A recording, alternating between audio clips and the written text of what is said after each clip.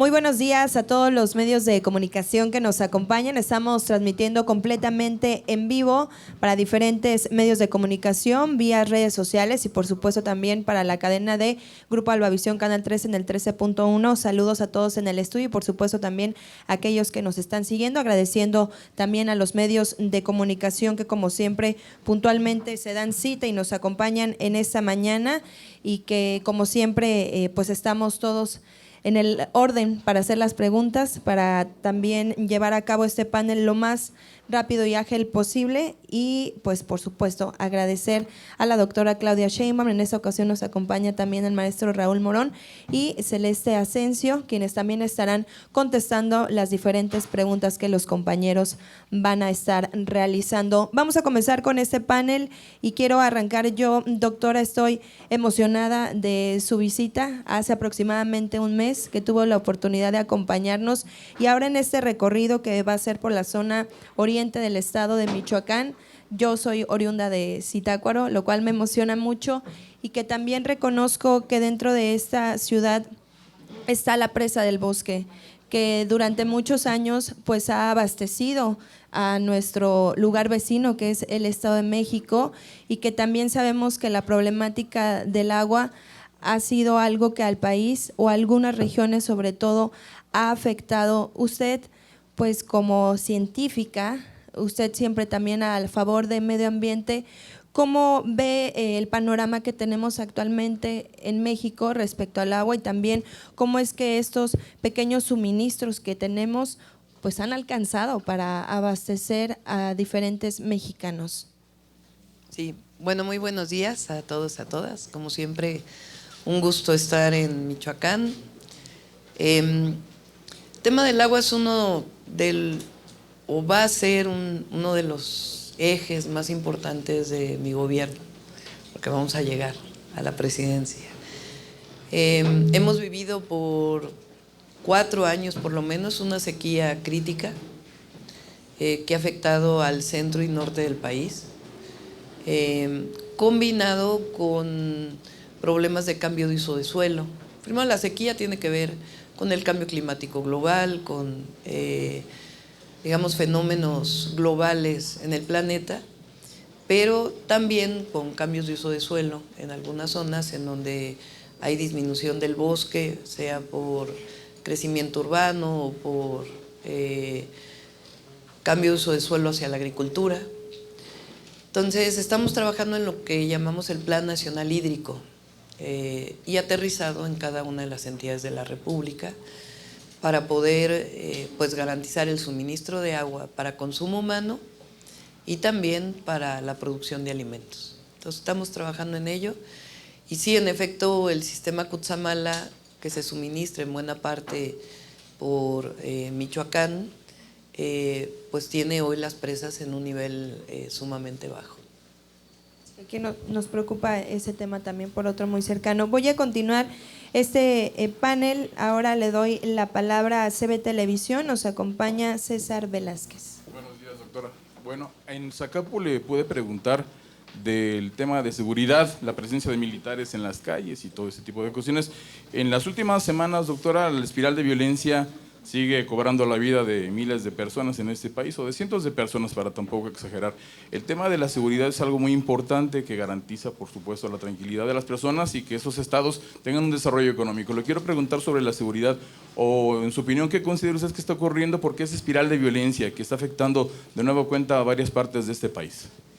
Sí, está concentrado en algunas zonas de nuestro país. Si nosotros vemos los índices delictivos, aun cuando en efecto la seguridad sigue siendo un problema, a nivel nacional los índices delictivos van disminuyendo, inclusive los homicidios. Hay una tendencia que es lo importante, que a veces se dice es el número de homicidios, que obviamente es importante reconocer, pero lo importante es si vamos al alza o vamos a la baja. Y en el país vamos a la baja, y en Michoacán también están disminuyendo los homicidios. Menciono este delito porque finalmente es uno de los delitos más dolorosos. Ahora, cuando fui jefa de gobierno, nosotros disminuimos la inseguridad los delitos de alto impacto en 58% y los homicidios en 50%. ¿Qué hicimos? Pues una estrategia integral en coordinación con el Gobierno de México.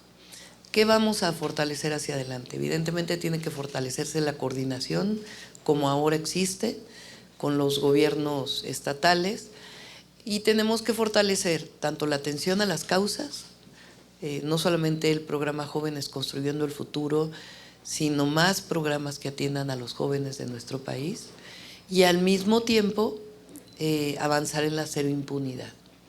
Es decir, delito que se cometa, delito que tiene que ser sancionado, y por eso hablamos también del fortalecimiento del sistema de justicia en nuestro país. Estaba leyendo hoy la liberación de un delincuente importante por parte del Poder Judicial. Entonces no puede ser. Entonces tiene que haber una coordinación entre los estados, la federación, las fiscalías estatales, la Fiscalía General de la República y el Poder Judicial. En Michoacán llevamos en estos días 66, en lo que va del año, 66 personas ejecutadas o asesinadas. ¿Esta cifra qué le da a entender a usted de lo que pasa en Michoacán? Sí, el gobernador está trabajando, tiene las mesas de construcción de paz y hay que seguir trabajando con él para poder garantizar la seguridad en Michoacán. Vamos ahora al Sistema Michoacano de Radio y Televisión. Nos acompaña Benjamín Mendoza. Hola, Claudia. Pues mira, el presidente López Obrador, después de 5 años y con todo lo que pasó en este proceso previo a la definición de candidatos, pues él llamó a lo que denominó Plan C. Entonces, mi pregunta va en torno a si la coalición, sigamos haciendo historia, logra la mayoría calificada. ¿Qué es lo que le hace falta al país? En el caso hipotético de que tú llegaras a la presidencia, que con la mayoría calificada, ¿qué reformas son las que Claudia Sheinbaum en su programa, en su proyecto, para darle continuidad a la Cuarta Transformación, propondría? Bueno, como saben, no solamente es Claudia, sino nuestro movimiento lo que ha planteado. En el plan C está la reforma al Poder Judicial, está la reforma al sistema electoral. El presidente recientemente planteó el tema de la garantía de los salarios mínimos por encima de la inflación, que es algo fundamental para el desarrollo del bienestar de los mexicanos y mexicanas. Y ya vamos a presentar algunas otras reformas, algunas a leyes y otras constitucionales que nos parece importante que se garantice para continuar con la transformación. Les recuerdo, compañeros, que solamente es una pregunta por medio para agilizar y que todos podamos contestar y responder rápidamente. De Grupo Mármol nos acompaña Víctor Americano. Buenas tardes a todos. Doctora Sheinbaum, Celeste, profesor Morón. Yo tengo un ejercicio periodístico muy rápido y luego una pregunta también muy rápida, ¿no?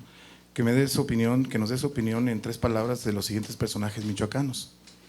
El ingeniero Cárdenas, ¿qué opina de él? Bueno, es un personaje histórico para nuestro país.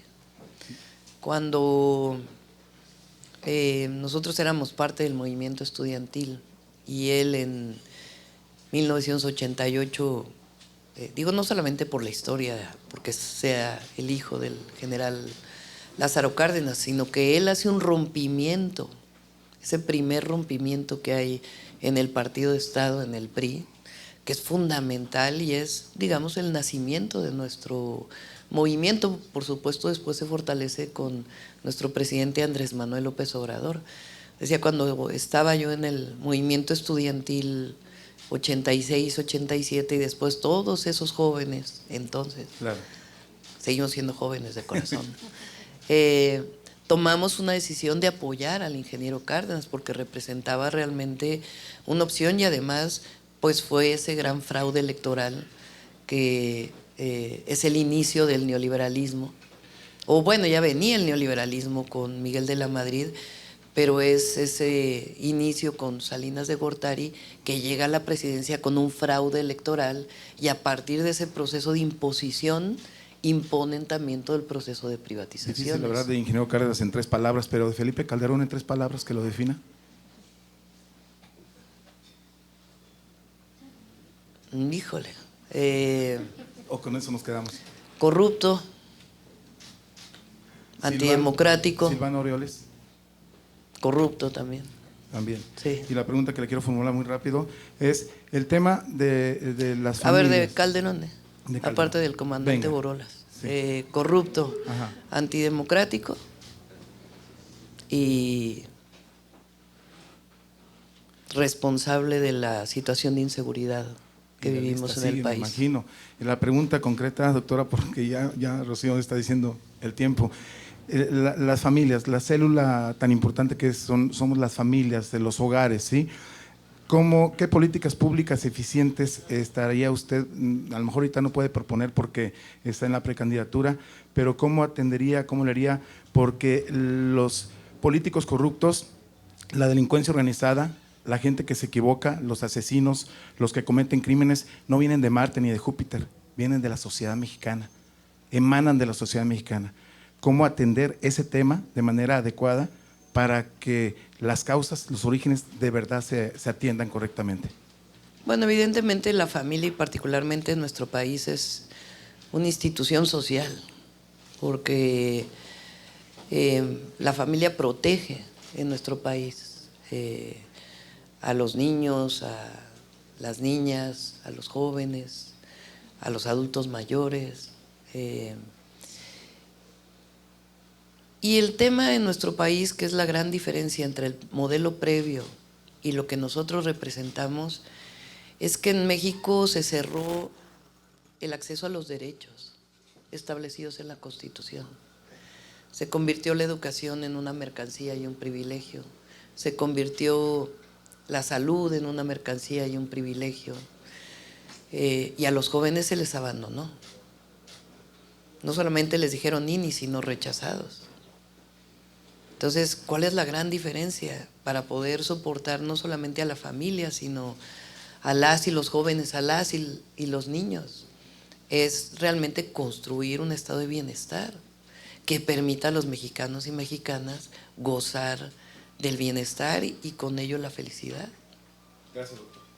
Continuamos con Publimetro Mimorelli Fórmula con Zaira Casillas. ¿Qué tal, doctora? Muy buen día. Bueno, yo quiero preguntarle, veo que viene acompañada por Celeste, por el profesor Raúl Morón, sobre su mensaje que viene a dar estos liderazgos en la entidad, en esto que están ágiles a la llamada cuarta transformación, también a la militancia en general, pero sobre todo a los ciudadanos que están sin un partido político y que se encuentran en este momento frente a 2 proyectos electorales ya próximamente que están polarizados. ¿Qué es lo que les viene a decir en esta gira que viene a realizar Michoacán? Pues los michoacanos y michoacanas, igual que todo el pueblo de México, este año va a tomar una decisión histórica. Y la decisión que vamos a tomar es si regresamos al pasado de corrupción o seguimos con la transformación del país en una nueva etapa. Y regresar a la corrupción de lo que representa la otra opción, porque solamente hay 2 opciones en el país, no hay otra. Pues que consideren las y los michoacanos si la perspectiva es regresar al México del neoliberalismo, de las privatizaciones, de la corrupción, de la guerra, o seguir optando por un México de derechos, un México del bienestar, un México de la democracia, de las libertades y de un México con prosperidad y con esperanza. Porque la otra opción no genera esperanza, lo único que genera pues es depresión. Agradeciendo a los medios de comunicación que nos acompañan, Grupo Albavisión, CB Televisión, Grupo Mármol y estaciones que están transmitiendo en vivo. Nos vamos ahora a Cuadratín, Michoacán. Nos acompaña Juan Pacheco. Gracias. Hola, buenos días, maestro. Celeste. Buen día. Preguntarle, hace un momento tocaba, doctora, el tema de las reformas que trae. Pero, bueno, de acuerdo a la última encuesta del INEGI, hay un tema que gravita ahí y que no se ha atendido y que también es sumamente delicado. El 85% de los mexicanos considera que el sistema político mexicano sigue siendo corrupto. Tal parece que el discurso central del presidente no ha permeado, parte de las acciones no han permeado ahí. Yo no sé si ya en un futuro inmediato, una vez que se concrete el tema del triunfo de la Cuarta Transformación de Claudia Sheinbaum, esté en mente un tema de andamiaje legal, de reforma constitucional para meterle más diente al tema anticorrupción en el país. Eso por un lado. Y por el otro lado, doctora, usted fue jefa de gobierno. Hay un reclamo histórico de ayuntamientos y de estados porque se considera inequitativo el tema de la distribución de la riqueza nacional, en el tema de las participaciones. Si usted estaría contemplando en un momento dado un modelo de fortalecimiento institucional vía participaciones, vía presupuesto, a través de una reforma fiscal en inmediato, a través del sexenio que usted pues, estaría gobernando el país. Sí. A ver, primero, el presidente ha utilizado 2.5 billones de pesos que le quitó a la corrupción y a los privilegios. Si no se hubiera atendido la corrupción en el gobierno federal, en la más alta esfera, que era la más corrupta de todas y donde gobernaba grupos de interés más que el pueblo de México, no hubiera habido las grandes obras y los grandes programas sociales y nuevos derechos que existen en nuestro país. Ahora, tenemos que seguir erradicando la corrupción en todos lados en donde se encuentre. Y para eso estamos trabajando. No es que se requieran más instituciones, porque México tiene esta característica, tuvo esta característica de que había un problema y se generaba una institución. No hay transparencia, se genera una institución de transparencia. Sigue habiendo corrupción, se genera un modelo de mucha burocracia para que… Y luego resulta que esa institución que se creó para la transparencia genera corrupción. Y esa institución que se creó supuestamente para atender la corrupción también tiene corrupción. Es un asunto de que se cumplan las leyes en nuestro país. Se requiere transparencia, pues que se cumpla la transparencia y si no que haya sanciones. Entonces estamos trabajando en ello. Entre otras personas, a eso invité a Javier Corral, exgobernador de Chihuahua, que él ha trabajado ese tema en particular, y además que está fuera de nuestro movimiento, o estaba fuera de nuestro movimiento en la idea de que también haya una contribución plural a atender este tema. Y el otro que me decías… El tema del fortalecimiento municipal de los estados. Es falso hay una falsa percepción de que la ciudad recibe más recursos. La Ciudad de México es la única entidad de la República que tiene más recursos propios que cualquier entidad. Ni Nuevo León ni Estado de México tiene los recursos propios que genera la ciudad. Y hay una fórmula establecida por la Ley de Distribución Fiscal que está establecida a partir de población, de marginación, que es lo que distribuye los recursos. Esta idea de que reciba más el que genere más, yo no estoy de acuerdo, porque si no, Oaxaca, Chiapas, Michoacán, en ciertas zonas, Guerrero, pues no tendría recursos. Para eso somos una federación, para eso somos una república, que por cierto este año es realmente el aniversario 200 de la república en nuestro país. Y más bien, como voy a trabajar es a partir de proyectos con municipios y con estados, como ha hecho el presidente. Se caracterizaba la distribución del presupuesto a partir de moches en nuestro país, eso no se nos puede olvidar. El ramo 33 y la distribución de los recursos municipales eran las filas en el Congreso de la Unión y los moches asociados a la recomendación de empresas vinculadas con algunos diputados o gobernadores o grupos de interés para que se distribuyera el presupuesto público, y eso no puede regresar. Lo que sí es que tenemos que garantizar la infraestructura en los estados, en los municipios, la atención del abasto de agua potable y el bienestar de nuestra población. Entonces vamos a seguir trabajando con proyectos específicos para las entidades, y las propias entidades tienen también que generar sus propios recursos. Hola doctora, hola profe, Celeste. Bueno, hablando de moches, preguntarle pues esta acusación que hace San Juana, que nos pudiera un poco abundar en Michoacán esta situación. Hace unos momentos pues Xochitl Gálvez presenta ya la denuncia formal. ¿Qué decir ante esto? Y bueno, los detractores que señalan que también van a estar presentando una serie de denuncias sobre esta acusación grave, considero, de la periodista sanjuanina. Es falsa. Y si no, que presenten pruebas. Porque es muy fácil acusar. Nosotros toda la vida luchamos contra el uso de recursos públicos en elecciones. Pues imagínense si nosotros estuviéramos, toda la vida luchamos contra la corrupción. Yo dejé el gobierno de la ciudad con cero observaciones de la Auditoría Superior de la Federación. Dejé el gobierno de la ciudad con 100% de transparencia en la Secretaría de Finanzas, en la Jefatura de Gobierno, calificada por el Info de la Ciudad de México. Toda la vida he luchado en contra de la corrupción. Jamás seríamos capaces de aceptar un recurso o de permitir que hubiera moches. Del otro lado tienen mucho que explicar. Ahí sí, mucho.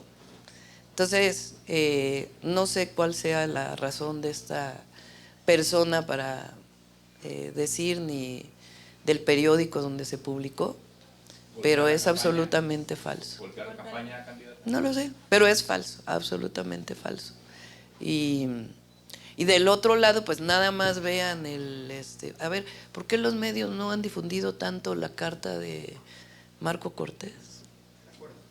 El acuerdo. ¿No les parece una barbaridad que firmen un acuerdo entre el PRI y el PAN para distribuirse las escuelas públicas, las direcciones de las escuelas públicas, o para distribuirse las oficinas de recaudación, o una magistratura? Pero eso sí está firmado, eso hay prueba.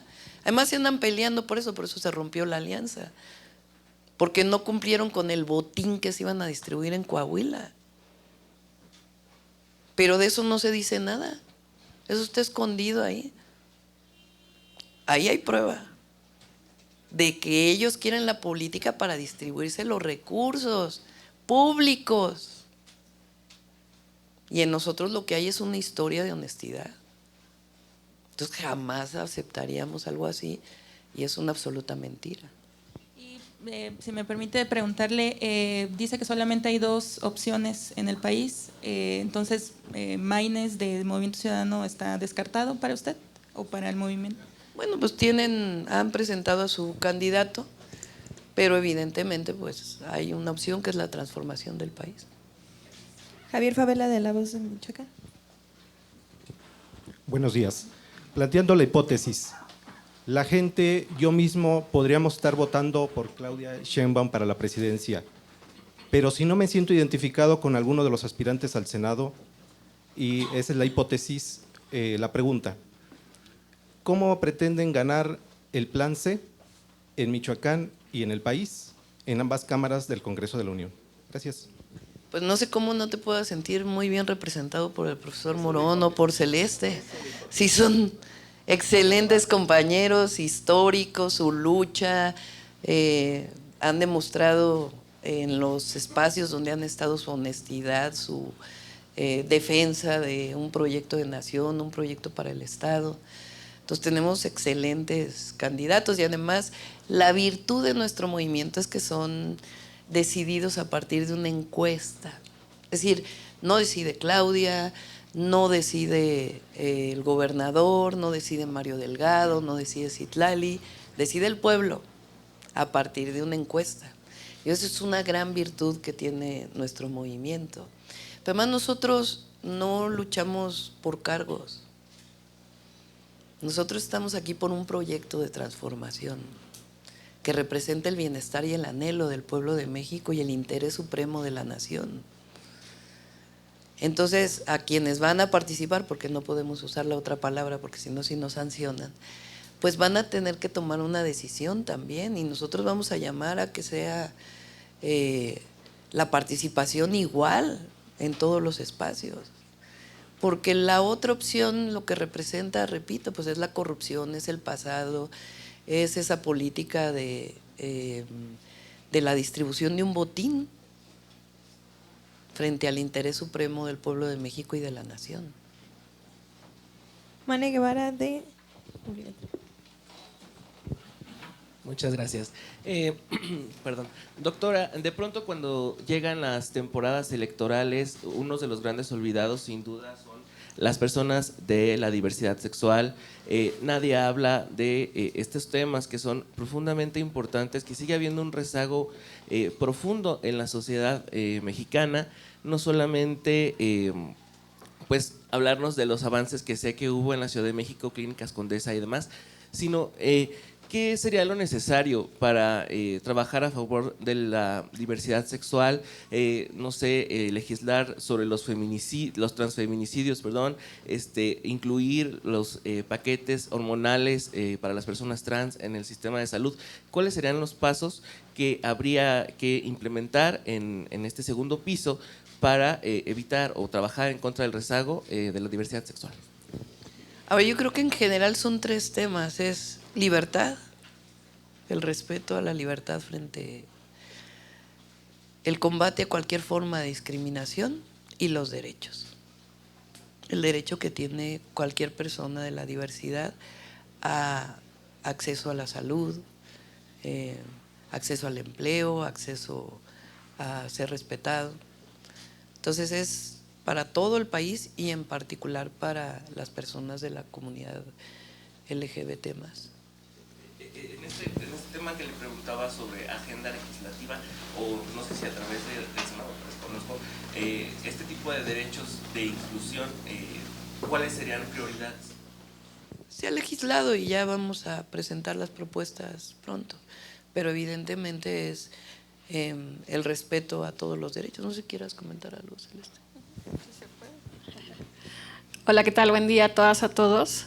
Saludar y darle la bienvenida a la doctora Claudia, al maestro Raúl y desde luego a todos los medios de comunicación. Gracias por estar acá.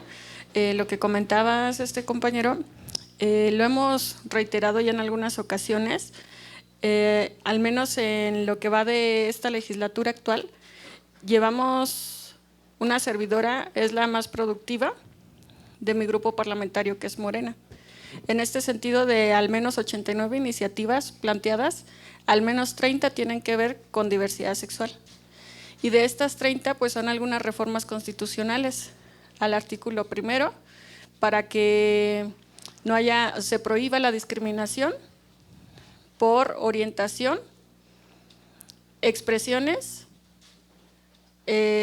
orientación y expresión de género.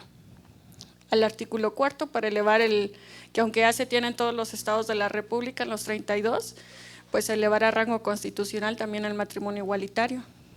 La doctora Olga Sánchez Cordero en algún momento nos planteaba también la importancia de una reforma al Código Civil Federal, igual en materia de matrimonio igualitario. Existen muchísimas otras para no alargarme porque es un tema muy amplio, en materia de turismo, en materia de adultos mayores, en materia de seguridad social, en el que a las mujeres, por ejemplo, le dan solamente permiso de maternidad a la que está embarazada, pero no le dan el permiso de maternidad a su pareja en su trabajo. Exacto, o sea, yo digo, pongo el ejemplo de las mujeres porque pues, soy mujer, ¿no?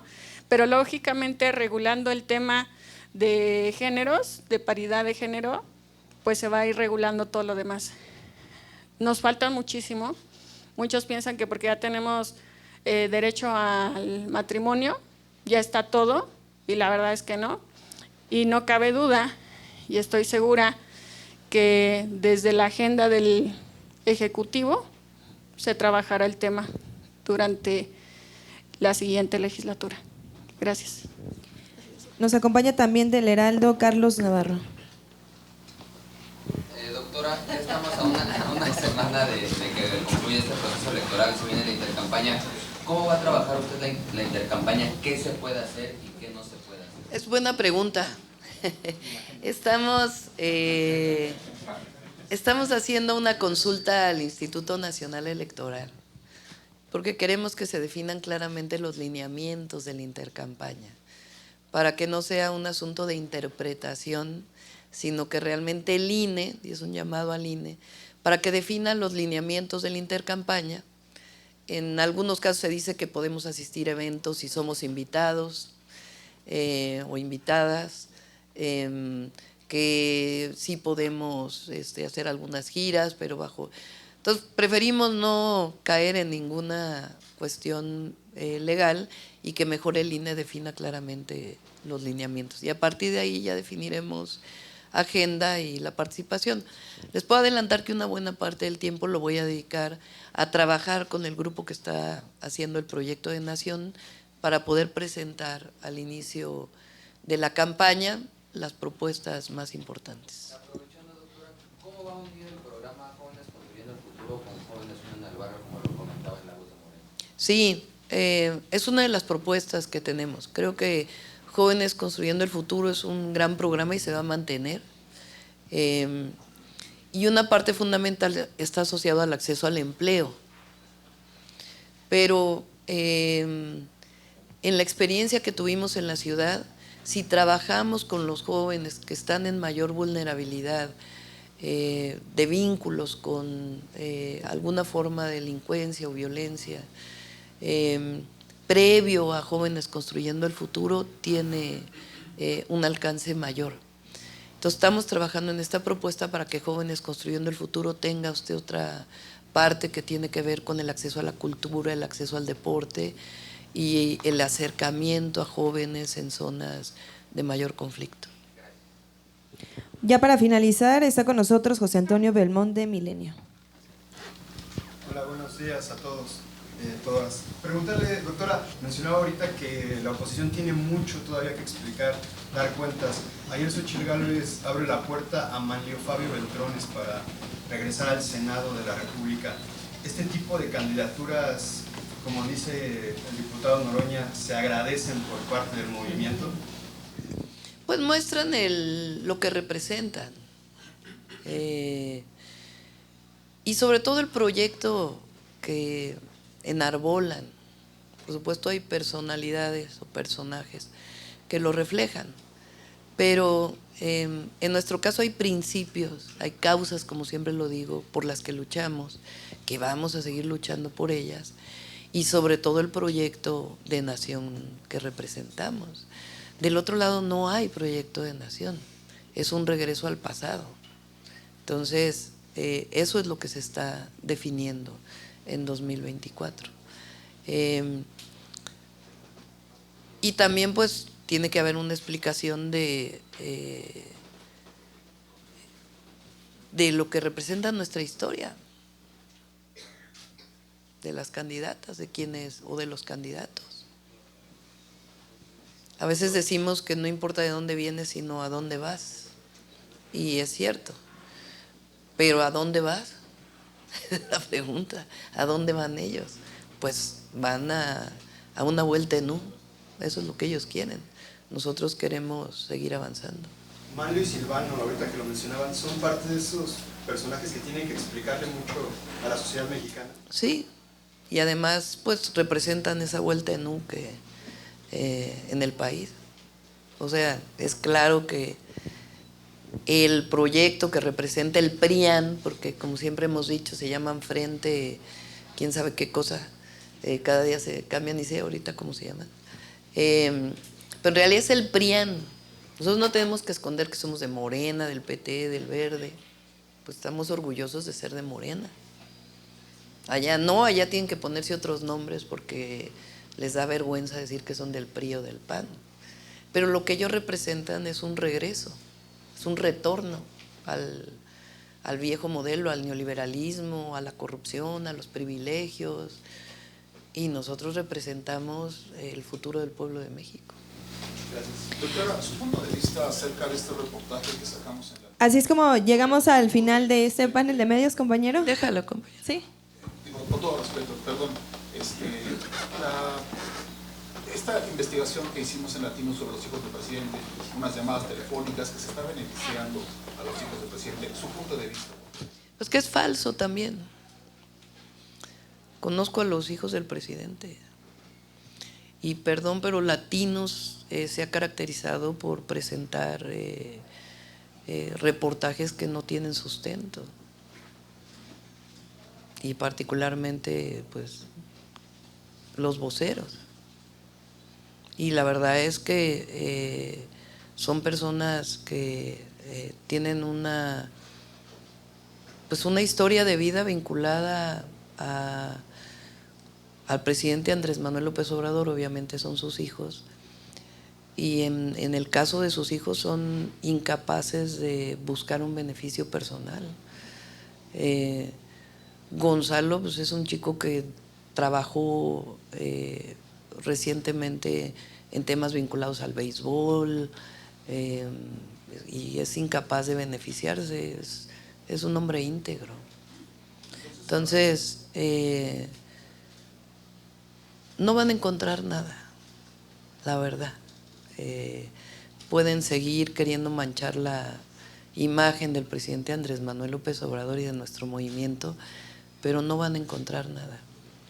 Y siempre, además, lo importante, y lo dijo hace poco el presidente, y lo digo también para mí, cuando uno llega al puesto más importante de representación de la nación, la lealtad es con el pueblo de México y con la nación. Por encima, incluso, claro que uno protege a sus hijos, pero por encima de la familia y de los amigos.